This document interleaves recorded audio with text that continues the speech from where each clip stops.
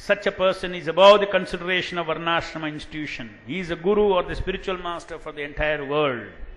A devotee on the topmost platform, the Mahabhagavata stage, and a Paramahamsa Thakura, a spiritual form only fit to be addressed as Paramahamsa or Thakura. Again in Chaitanya Charitamrita you said, the guru must be situated on the topmost platform of devotion service. There are 3 classes of devotees and guru must be accepted from the topmost class. Such a guru can accept disciples all over the world. Prithvim Sashishyat. This is the test of guru. You have clearly taught that to become a spiritual master, one needs an order from his predecessor Acharya.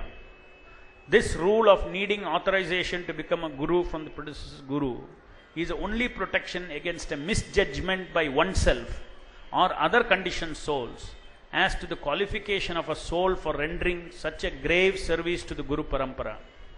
Assessment of conditioned souls or self-assessment to qualify for that service without a specific order is a road guaranteed to lead to Sahajya trap even among them. In Srimad Bhagavatam, one should take initiation from a bona fide spiritual master coming in disciplic succession who is authorized by his predecessor spiritual master. This is called Diksha Vidhana. And you have emphasized that unless authorized, you cannot become spiritual master. The spiritual master, Srimad Bhagavatam quote, the spiritual master is manifested representative of the Lord to help one achieve ultimate success. One who is not authorized by the Lord cannot become a spiritual master. Srila Shukadeva Goswami is an authorized spiritual master, and thus he was inspired by the Lord to appear before Maharaj Parikshit and instruct him in the teachings of Srimad Bhagavatam.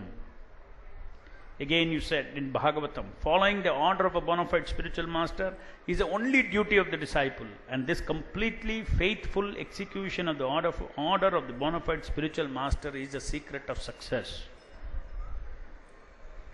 Bhagavatam quote, the Lord's order descends in disciplic succession through bona fide spiritual master, and thus execution of the order of the bona fide spiritual master is factual control of senses. Such execution of penance in full faith and sincerity made Brahmaji so powerful that he became the creator of the universe.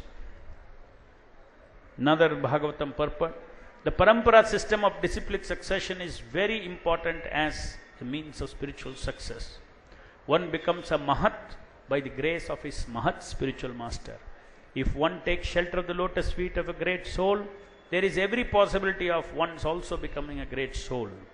When Maharaj Rahuguna asked Jadabharat about his wonderful achievement of spiritual progress, he replied to the king that the spiritual success is not possible simply by following the rituals of religion or simply by converting oneself into a sannyasi or offering sacrifices as recommended in the scriptures. These methods are undoubtedly helpful for spiritual realization, but the real effect is brought about by the grace of a Mahatma.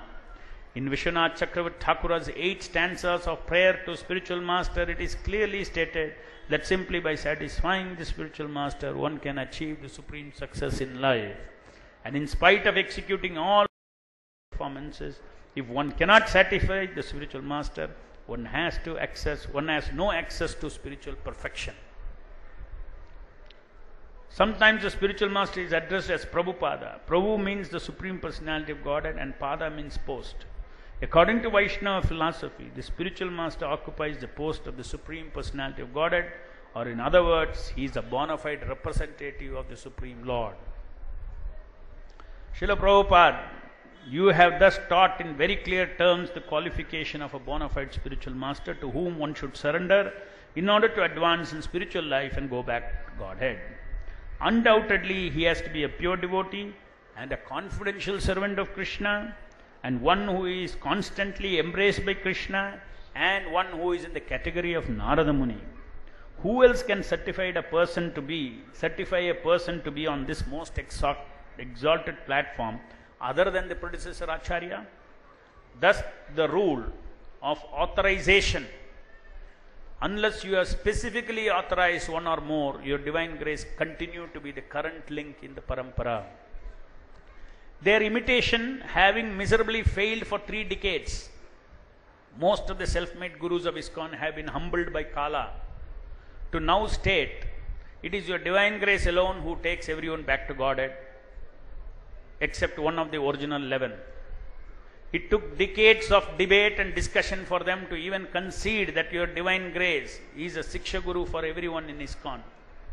The fact that it took decades to accede to your divine grace, even your foremost Siksha position in ISKCON alone, goes to show how deep-rooted was and is disease that has crept into the movement of neglecting your divine grace. But having got addicted to the intoxication or the rasa of jiva surrendering to them, they are unable to come out of the trap entirely and have now settled for a compromised position as unqualified small-time gurus who are not pure devotees, in order to preempt disciples from shocks of future fall downs. But your divine grace has said, it is illegal to become spiritual master if one is unable to deliver the disciple. The self-made gurus further reason that a spiritual master in flesh and blood is required to guide the disciple, and therefore out of necessity some have to become gurus.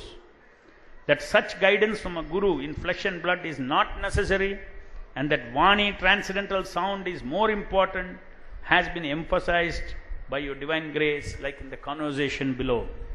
Indian lady, is that the spiritual master still guiding after death?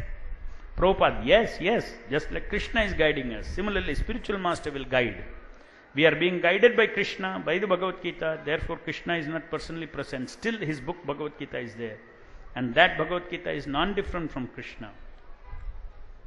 The very reason, Srila Prabhupada, you have mercifully set up the ISKCON institution with your transcendently brilliant foresight, is to make this guidance available at all levels from different Vaishnavas who are the servants of your divine grace.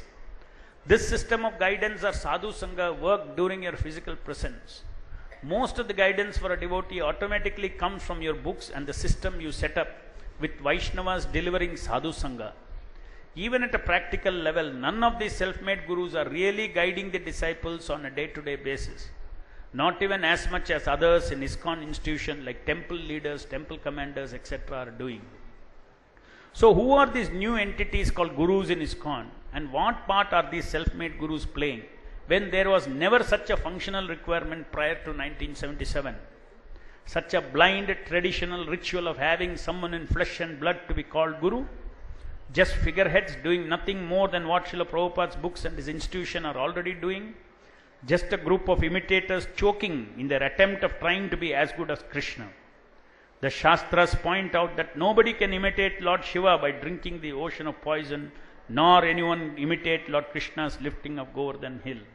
By such audacity, these self-made gurus are in turn choking the institution with a parallel people management structure. Can these very persons not do what they are doing more honorably without being initiating gurus and claiming disciples for themselves? Your divine grace, in fact, exposes a type of guru exactly like the ones in ISKCON now. They are the ones who, on their own initiative, become spiritual master or self-made gurus. Quote, the spiritual master must never be carried away by an accumulation of wealth or a large number of followers. A bona fide spiritual master will never become like that. But sometimes, if a spiritual master is not properly authorized and only on his own initiative becomes a spiritual master, he may be carried away by an accumulation of wealth and large number of disciples. He is not a very high grade, this is not a very high grade of devotion service. If a person is carried away by such achievements, then his devotion service becomes slackened. One should therefore strictly adhere to the principles of disciplic succession. And a bona fide guru who follows the order of guru will never fall down. Quote, if one always follow the orders of spiritual master, there is no question of falling down.